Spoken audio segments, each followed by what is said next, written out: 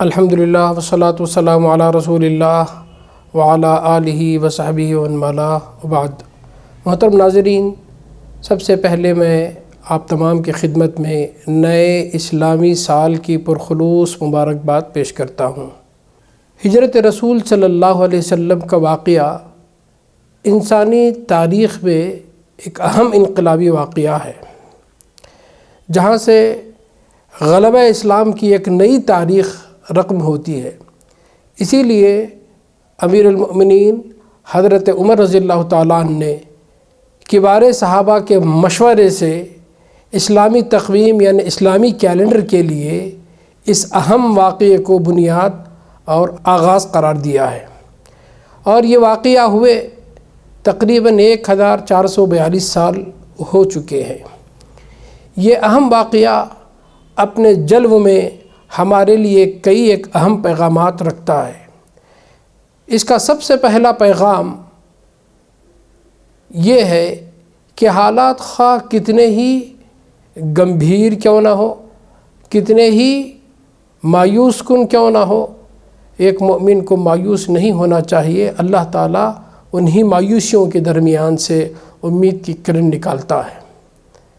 13 سال کی جاں گسل زندگی نبی صلی اللہ علیہ وسلم اور آپ کے پاکیزہ صحابہ کی، جن پر بڑے بڑے مظالم ڈھائے گئے، بری طرح سے جنہیں ستایا گیا، یہاں تک کہ اللہ کے نبی صلی اللہ علیہ وسلم کے قتل کی سازش رچی گئی۔ ظالموں نے آپ کے گھر کا محاصرہ کر لیا اور آپ کے قتل کے درپے ہو گئے۔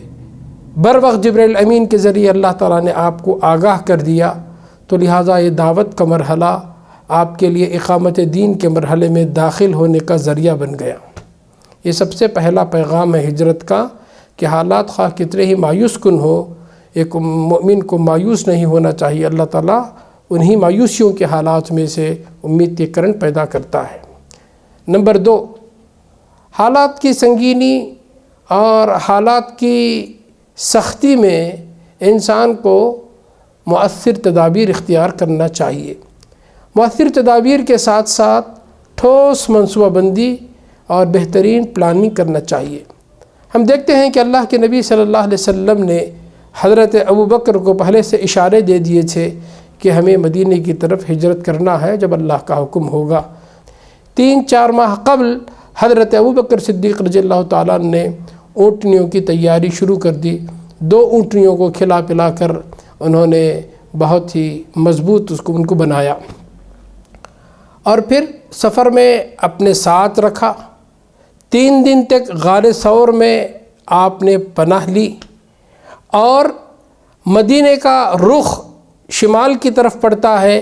اللہ کے نبی صلی اللہ علیہ وسلم نے غار ثور کا رخ کیا جو جنوب کی جہت میں پڑتا ہے، تاکہ جب کفار قریش آپ کی تلاش میں نکل کر آئیں تو وہ تھک ہار کر واپس ہو جائیں، پھر آپ اپنا سفر جاری رکھ سکیں۔ اللہ کے رسول صلی اللہ علیہ وسلم نے حضرت علی رضی اللہ تعالیٰ عنہ کو اپنے بستر پر لٹا دیا، اور اہل مکہ کی ساری امانتیں ان کے سپرد کر دی، اور شاہت الوجوہ کہہ کر مٹھی بھر مٹی ان ظالموں کے چہرے پر مارا، اور پھر وہاں سے اللہ کے نبی صلی اللہ علیہ وسلم نکل گئے۔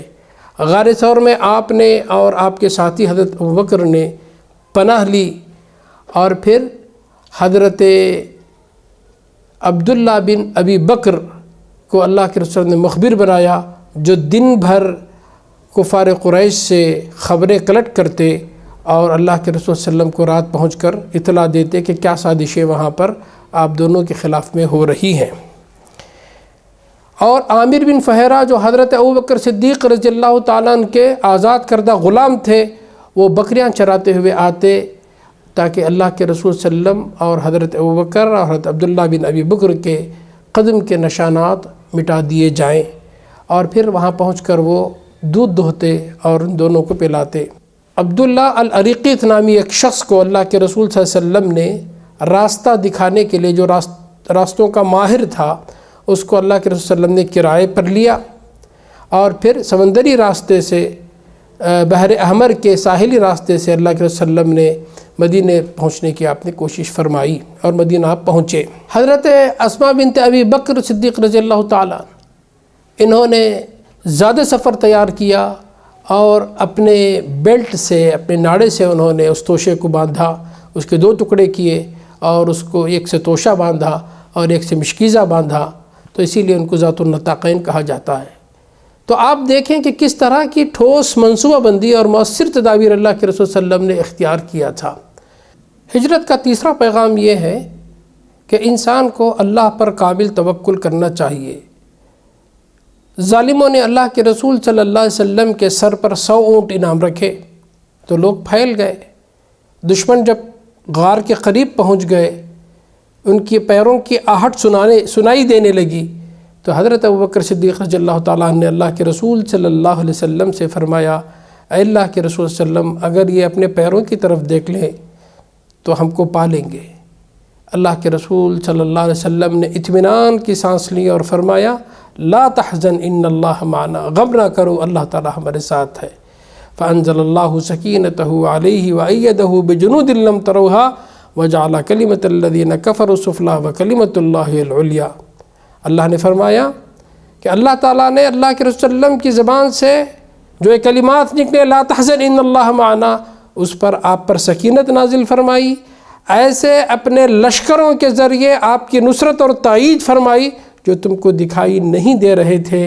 کلمہ کفر کو نیچا اور کلمہ اسلام کو اللہ نے غالب کر دیا۔ تو کامل توکل، کامل اعتماد اللہ کی ذات پر، یہ ہجرت کا تیسرا پیغام ہے۔ ہجرت کا چوتھا پیغام یہ ہے، ہمارے سامنے اپنا مقصد، اپنا مشن اور اپنا ویژن بالکل صاف اور واضح اور متعین ہونا چاہیے۔ ہم دیکھتے ہیں کہ سراقہ بن مالک بھی اسی 100 اونٹ کی لالچ میں اللہ کے نبی صلی اللہ علیہ وسلم کے قریب تک پہنچ گئے تھے۔ ان کا گھوڑا گر گیا اور پھر اس کے پیر زمین کے اندر دھسنے لگے، تو انہیں یقین ہو گیا کہ غیر معمولی ہستی ہے، یہ عام انسانوں کی طرح نہیں ہے۔ تو انہوں نے اللہ کے رسول صلی اللہ علیہ وسلم سے دعا کی درخواست کی، اللہ کے وسلم نے ان کے لیے دعا کی، تو پھر اس گھوڑے کے پیر نکل گئے۔ انہوں نے اللہ کے رسول صلی اللہ علیہ وسلم سے امان طلب کیا، تو اللہ کے رسول صلی اللہ علیہ وسلم نے کہا، سراقہ میں تمہارے ہاتھوں میں کسریٰ کے کنگن دیکھ رہا ہوں۔ زمانہ نہیں گزرا تھا کہ حضرت عمر رضی اللہ تعالیٰ عنہ کے دور میں جب ایران فتح ہوا تو وہ کنگن جس کی بشارت اللہ کے رسول صلی اللہ علیہ وسلم نے دی تھی وہ حضرت سراقہ بن مالک کے حصے میں آئے، انہوں نے وہ کنگن پہنے۔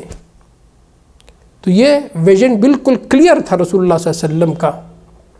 یہ ہجرت کا چوتھا پیغام ہے۔ ہجرت کا پانچواں پیغام یہ ہے کہ تکلیف کے بعد راحت قانون قدرت ہے۔ ان مع العسر یسرا فان مع العسر یسرا، 2 مرتبہ اللہ نے کہا کہ عسر کے ساتھ یسر ہے، مشکل کے ساتھ آسانی ہے، مشکل کے ساتھ آسانی ہے۔ سیجعل اللہ بعد عسر یسرا، ہر مشکل کے بعد اللہ تعالیٰ ضرور آسانی پیدا کرتا ہے۔ ہجرت کا چھٹا پیغام یہ ہے کہ کامیابی کے لیے جد و جہد شرط لازم ہے۔ اللہ کے نبی صلی اللہ علیہ وسلم نے مکمل 23 سال کی زندگی میں جاں غسل محنت فرمائی، بڑی عظیم جد و جہد آپ نے اور آپ کے صحابہ نے کی، تب اللہ تعالیٰ نے کامیابی سے آپ کو ہمکنار کیا۔ وَلَيْسَ لِلْإِنسَانِ إِلَّا مَا سَعَىٰ، انسان کے لیے وہی کچھ ہے جس کی اس نے کوشش کی ہے۔ اور مشہور مقولہ ہے، من جد وجد، جس نے جد و جہد کی وہ ضرور اس کا پھل اور ثمرہ پائے گا۔ ہجرت کا 7واں پیغام یہ ہے کہ ہجرت دراصل کئی قربانیوں سے تعبیر ہے۔ خواہشات کی قربانی، دلچسپیوں کی قربانی، وقت کی قربانی، مال کی قربانی، جان کی قربانی، صلاحیتوں کی قربانی اور دل و دماغ کی قوتوں کی قربانی، اپنے گھر، اپنے خاندان، اپنے اہل و عیال، اپنے وطن کی قربانی، غرض ہر چیز کی قربانی اللہ اور اس کے رسول کے رضا کے خاطر انسان اختیار کرے۔ یہ روح ہجرت ہے، یہ ہجرت کا 7واں پیغام ہے۔ ہجرت کا آخری پیغام یہ ہے کہ ہجرت ایک دائمی ہجرت ہے اور وہ معنوی ہجرت ہے۔ اللہ کے رسول صلی اللہ علیہ وسلم سے پوچھا گیا کون سی ہجرت افضل ہے؟ اللہ کے رسول صلی اللہ علیہ وسلم، مل ہجرت افضل یا رسول اللہ؟ تو آپ نے فرمایا، ان تہجر ما کرہ ربک، تم ہر اس چیز سے بچو، ہر اس چیز کو چھوڑ دو جس کو تمہارا رب ناپسند کرتا ہے۔ تو انسان تمام ان چیزوں کو، ان باتوں کو، ان کاموں کو چھوڑ دے جو اللہ کے نزدیک ناپسندیدہ ہیں، ان تمام باتوں، ان تمام کاموں، ان تمام اعمال کو انسان اختیار کرے جن کو اللہ تعالیٰ پسند کرتا ہے۔ یہ کل 8 پیغامات میں نے ہجرت کے حوالے سے آپ کے سامنے رکھے ہیں۔ اللہ سے دعا ہے کہ اللہ تعالیٰ ان پیغامات پر عمل پیرا ہونے کی ہم سب کو توفیق عطا فرمائے۔ آمین۔ وآخر دعوانا ان الحمدللہ رب العالمین۔ السلام علیکم ورحمۃ اللہ وبرکاتہ۔